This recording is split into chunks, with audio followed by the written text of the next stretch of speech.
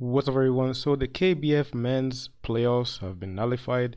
So the Dispute Tribunal said that the just recently concluded 2021 NBA, not NBA, KBF playoffs and finals as they came to a close have been nullified. And let's just talk about this. This is just one of those things that was just breaking, and when I just saw it, I said, "Oh my God!"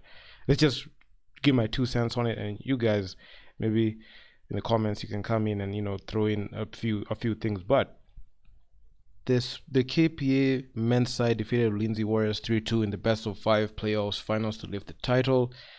The 2022 season threw off a couple of weekends ago. I mean, the Sports Dispute Tribunal has ordered the nullification of the KBF playoffs results and a repeat of the same thing in a ruling delivered on Wednesday, 15th June. So that was yesterday. So the crazy thing is they're saying that this article is by Mozart Sport, by the way. So Mozart Sport is a very good place to check on KBF news and updates just to keep track of what's really going on. So apparently the Sports Dispute Tribunal has nullified the recently concluded 2021 NBA playoffs. Not NBA playoffs, KBF playoffs, excuse me. In a case filed at the Sports Disputes Tribunal, former Kenya Morans head COVID-19 protocol Dennis Dikembe via an application dated 13th April 2022 has called for the disqualification of Ulinzi Warriors in the playoffs and the then going playoffs to be declared null and void. So I mean, so the whole Ulinzi Warriors thing, the whole debacle with them filling an ineligible player in Valbuza, and also all those controversies just going around there, it's come back to bite them really hard, and they thought that they could get away with it, the KBF, as they continue to progress in the playoffs. But honestly, this impunity has to stop, even from the KBF front office, from the Ulinzi side that were the culprits and the people who put this thing all together and made this situation more convoluted and complicated as it is right now. It's just a sad thing in Kenyan basketball. So B-Ball Pundit Apache 14, breaking news: the Kenya Sports Tribunal has declared the 2021 playoffs null and void in the case of Dennis Opio and the Kenya Basketball Federation. So this is a tweet by Apache. He tweeted that as the news broke. The application cited Warriors being allowed to play Kenya Morans forward Valbuza, who has since left the side in the playoffs, as against the competition rules, as he has not played the required matches for the side. So his application that was mentioned on Tuesday, 19th April, before the tribunal, had also called for the tribunal to order KBF to restart the 2021 national men's playoffs in accordance to the rules. So both sides were at fault. KBF was at fault for allowing the KBF men's playoffs to continue with a court case being there, and also the lawyer dragging this whole court case, thinking that they would win, and them losing at the end, causing the federation to incur more costs, and Ulinzi to get away with the impunity as they played in the finals, but they lost to the eventual champions KPA. In the ruling, the tribunal, while acknowledging that the petition had merit, ruled that KBA violated the league and competition rules, thus declaring the thus concluded playoffs null and void. So all this whole thing has been brought about by the fact that Ulinzi fielded an ineligible player who, according to the KBF rules, was in violation to that, and they had to face the punishment. But the way the KBF side, the KBF executive team, slowed down. It's like they didn't even want to act on this situation. They decided not to act on it quickly with the efficacy that it needed, with the propensity of directors that it was required.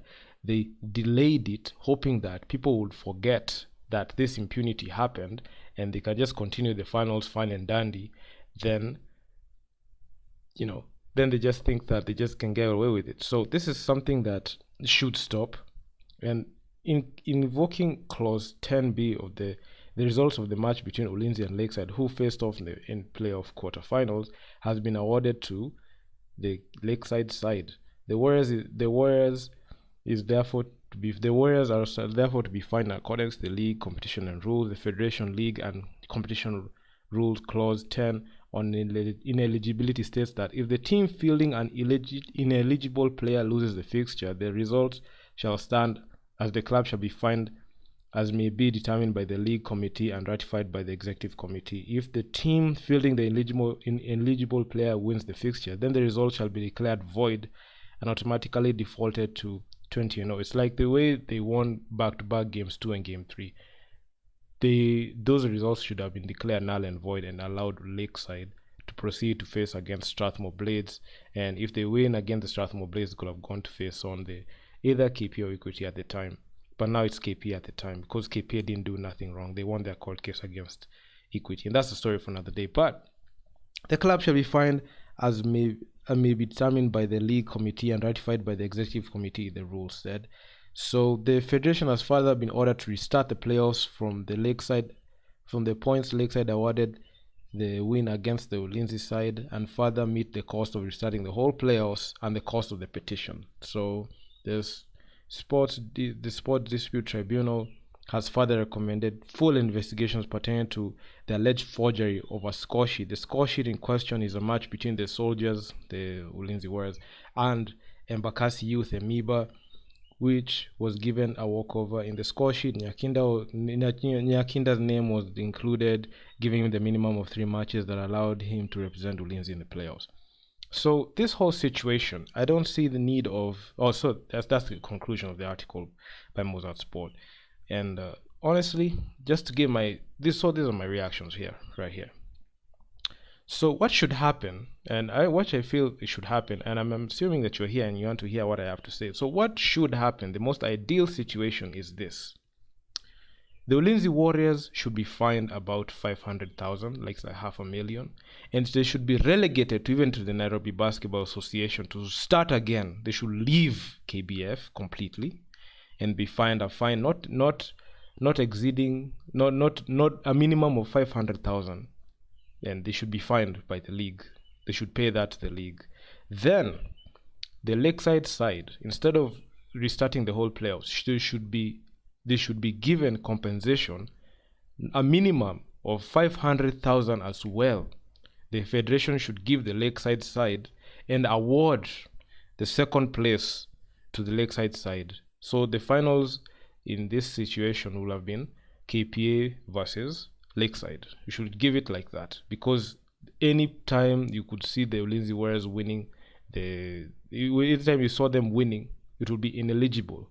It was null and void. Even if they beat the Strathmore Blades, even if they went ahead and lost to the eventual champions KPA, it should be declared null and void. Okay, I'm not saying KPA didn't win their title legitimately. They did. They beat the Ulinzi Warriors 3-2 in the KBF finals. But all I'm saying is they should be declared null and void, and the number 2 spot should be awarded to the Lakeside side technically. So that's what should happen. Ulinzi fined and relegated out of KBF.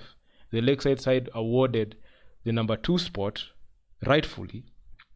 Then also another thing that is pretty interesting, also the player that is fielded ineligible still played in the Strathmore Blades games. He also played there. So also Strathmore should even come in the mix and do something about it, because they suffer the same fate as the Lakeside side. So I don't know why they're quiet at this point. But anyway, that's my thought on it. And I was at a space. I was at a space that was pretty heated, and honestly, this impunity must come to an end. The whole situation, this whole debacle that the whole KBF fraternity, the leadership that is there, they have to know that players and fans alike are coming together and they are watching what you're doing. So honestly, to save the whole situation, the whole KBF, basketball operations conducted by KBF, there should be an injunction to stop all basketball operations pending in this investigation, because given the fact that the season has already started, the new season already started, some teams like the Strathmore Blades, the teams like the Ulinzi Warriors who are in this mix have already played 2 games into the regular season. There should be an injunction to deal with this thing. But the funny thing that I find is why wasn't there an injunction even during the playoffs? They should have stopped the playoffs the way they delayed the finals. The same way they delayed the finals, they should have stopped the playoffs from continuing, as the team that fielded the ineligible player swept the Strathmore Blades, who suffered the same fate as the Lakeside team. So the Kisumu Lakeside team. So honestly, the federation needs to take a hard look at the mirror. They should see that they have made a mistake, and that mistake is punishable. And also they should know that we are watching every move that they're making. They are right now, their backs against the corner. So honestly, this whole situation it may look very complex, but if you think about it, you can see the parties that are at fault should be penalized. Honestly, if you ask me, there's no need to restart the playoffs. There's no need for that because they already crowned the champions. So the least that you can do is fine and relegate teams that were, and punish them. Even if you're saying punish them according to the rules, you should add more punishment, because the federation allowed this team to field an eligible player, and he played for 2 series, back-to-back series. So honestly, they should be the Lindsay Warriors should be fined. I know it's very harsh, but that's the reality. They should be fined, and they should be relegated down 2-3 levels.